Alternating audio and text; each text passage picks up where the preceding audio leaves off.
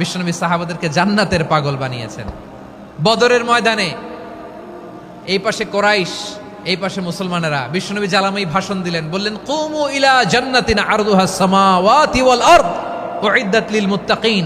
ও আমার সাহাবারা, ওই জান্নাতের দিকে ছোট, যেই জান্নাত আকাশ জমিন বিস্তৃত। তোমরা দেখতে পাচ্ছ এটা বদরের ময়দান না, এটা আল্লাহর জান্নাত। আওয়াজ করে পড়েন আল্লাহু আকবার। বিশ্বনবী বললেন ছোট ওই জান্নাতের দিকে, যে জান্নাতের বিস্তৃতি আকাশ জমিন বিস্তৃত। বিশ্বনবীর এই কথা শোনার পরে এক আনসারী সাহাবী সাইয়েদনা উমাইর ইবনুল হুমাম রাদিয়াল্লাহু তাআলা আনহু খেজুর খাচ্ছিলেন। তিনি বিশ্বনবীর দিকে তাকিয়ে কথা শুনছেন আর খেজুর খাচ্ছেন। যখন বিশ্বনবী বললেন জান্নাতের দিকে ছোট, যে জান্নাত আকাশ জমিন বিস্তৃত, বিশ্বনবীর কথা শোনা মাত্র সাইয়েদনা উমাইর ইবনুল হুমাম বললেন বাহ বাহ। কি বললেন? বাহ বাহ, মানে চমৎকার, মাশাআল্লাহ, চমৎকার। আমরা ইদানিংকালে চমৎকার কিছু দেখলে ইংরেজিতে বলে ফেলি না ওয়াও ওয়াও, বাহ বাহ, মাশাআল্লাহ। বিশ্বনবী বললেন মা ইয়াহমিলুকা আলা কওলিকা বাহ বাহ ইয়া উমাইর। ও উমাইর, আমার এই কথা শুনে তুমি কেন বললা বাহ বাহ, চমৎকার চমৎকার কেন বললা?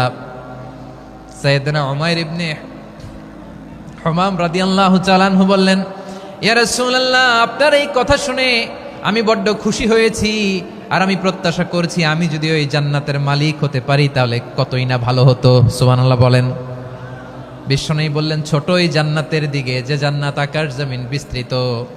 আপনার এই চমৎকার মুখনিসৃত কথা শুনে আমার হৃদয়ের মধ্যে জান্নাতি হওয়ার বাসনা জেগে উঠলো, এজন্য বলেছি বাহ বাহ, আমি যদি ওই জান্নাতে যেতে পারতাম কতই না ভালো হতো।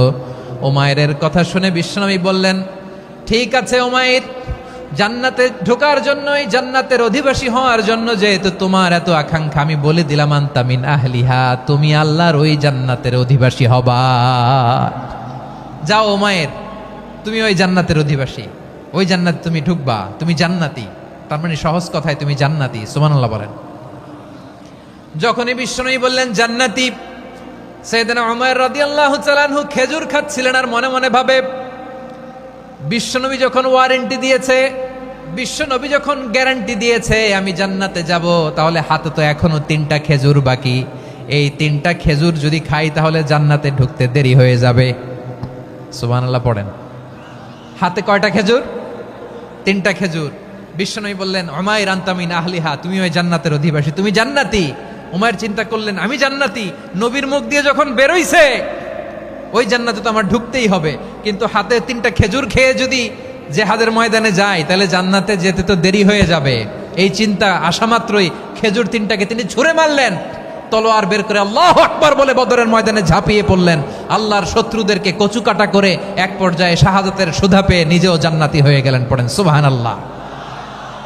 আমরা দুনিয়ার বুকে আমরা হয়েছি দুনিয়ার পাগল, ক্ষমতার পাগল, সম্পদের পাগল, খ্যাতির পাগল। বিশ্বনবী তার সাহাবাদেরকে বানিয়েছিলেন জান্নাতের পাগল। পড়েন সুবহানাল্লাহ।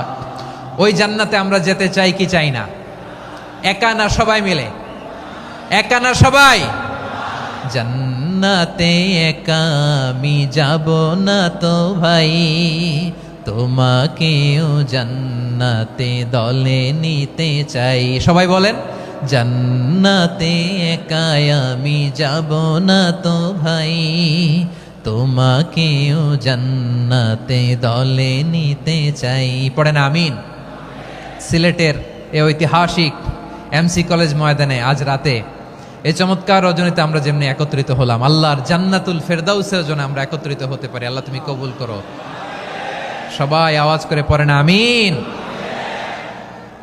তাহলে চিন্তা করেন কিভাবে বিশ্বনবী জান্নাতকে চিত্রায়িত করেছেন সাহাবাদের সামনে, কিভাবে চিত্রায়িত করেছিলেন তিনি, যে কারণে সাহাবারা জান্নাতের পাগল হয়ে গিয়েছেন। আমরা যদি দেখি the way the prophet Muhammad portrait জান্নাত, কিভাবে তিনি পোর্ট্রে করেছেন জান্নাতের যে সৌন্দর্য, কিভাবে তিনি সাহাবাদের সামনে তুলে ধরেছেন। বিশ্বনবী আল্লাহর কোরআন থেকে আমাদেরকে জানান আল্লাহর জান্নাতের সুসংবাদ দানকারী করে যে আল্লাহ আমাকে পাঠালেন। তোমরা কি জানো আল্লাহর জান্নাত কত সুন্দর? কোরআন থেকে বিশ্বনবী আমাদেরকে জানান ফালা তা'লামু নাফসুম মা উখফিয়া লাহুম মিন কুররাতি আ'য়ুন জাযাআম বিমা কানু ইয়ামালুন। মানুষের কর্মের প্রতিফল হিসেবে কত চমৎকার জান্নাত রব্বুল আলামিন নাজ নেয়ামত দিয়ে পরিপূর্ণ করে আমাদের জন্য প্রস্তুত করে রেখেছেন।